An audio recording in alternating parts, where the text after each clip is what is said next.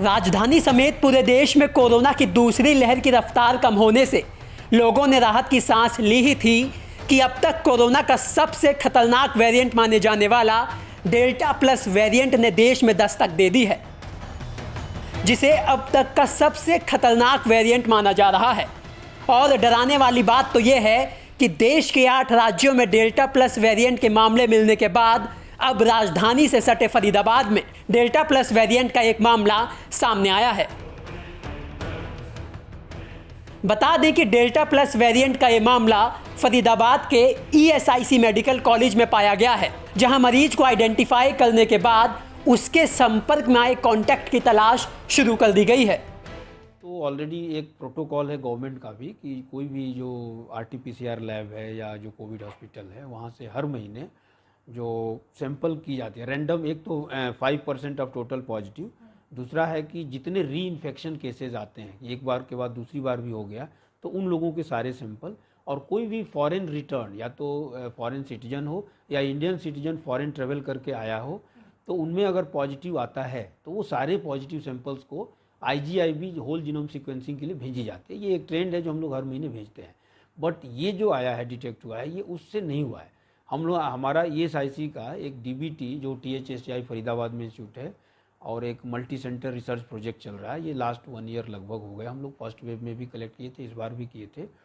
तो उसमें एक प्रोजेक्ट में हम लोगों का कुछ सैंपल अराउंड 165 का हम होल जीनोम सीक्वेंसिंग के लिए, उसमें IGIB पार्टनर है उस रिसर्च में, तो उनको हम लोग भेजे थे। तो जब ये एनालिसिस चल रहा है तो जैसे ही पॉजिटिव होता है तो दे आर अलर्ट कि कोई भी अगर ये डेल्टा प्लस वेरिएंट या कोई भी, ये तो एक आया, एनी म्यूटेशन डिटेक्ट होता है तो वो इमीडिएटली इन्फॉर्म करते हैं। तो ये कल मुझे जैसे ही पता चला कि कोई एक पॉजिटिव यहाँ डिटेक्ट हुआ है तो हम लोग ने, हमारे डीन सर का भी फ़ोन आया, सिविल सर्जन का आया, सभी को, तो इसको डिटेक्ट करना शुरू कर दिया कि ये कहाँ से है, कैसे हुआ। इस डेल्टा प्लस वेरिएंट को इतना खतरनाक क्यों बताया जा रहा है, जरा इसे समझिए।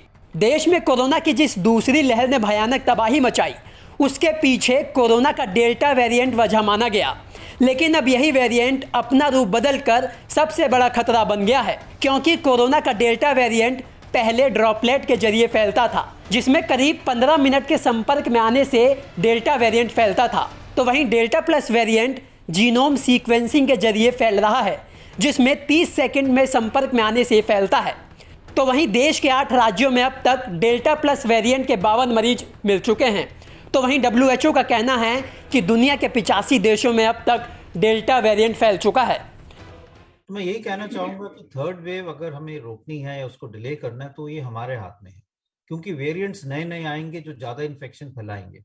लेकिन चाहे कोई भी वेरिएंट आए, अगर हम कोविड अप्रोप्रिएट बिहेवियर निभा के रखें, अगर हम मास्क लगा के रखें, 2 गज की दूरी रखें, हाथ धोएं, भीड़ इकट्ठी ना होने दें, सुपर स्प्रेडिंग इवेंट्स ना बनाएं, तो ये वायरस फैल नहीं पाएगा। ये virus human to human spread करता है, एक व्यक्ति से दूसरे व्यक्ति पे ही फैलता है।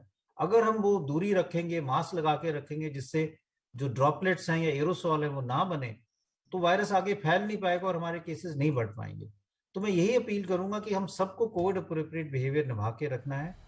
तो इन संकेतों और चेतावनी से साफ है कि कोरोना के नए वेरिएंट को लेकर अगर जरा भी लापरवाही बरती गई तो वो घातक साबित हो सकती है। अगर इस नए वेरिएंट से बचना है तो कोरोना के नियमों का पालन करना होगा, मास्क पहनना होगा और विशेष रूप से सोशल डिस्टेंसिंग का पालन करना होगा। ब्यूरो रिपोर्ट, दिल्ली तक।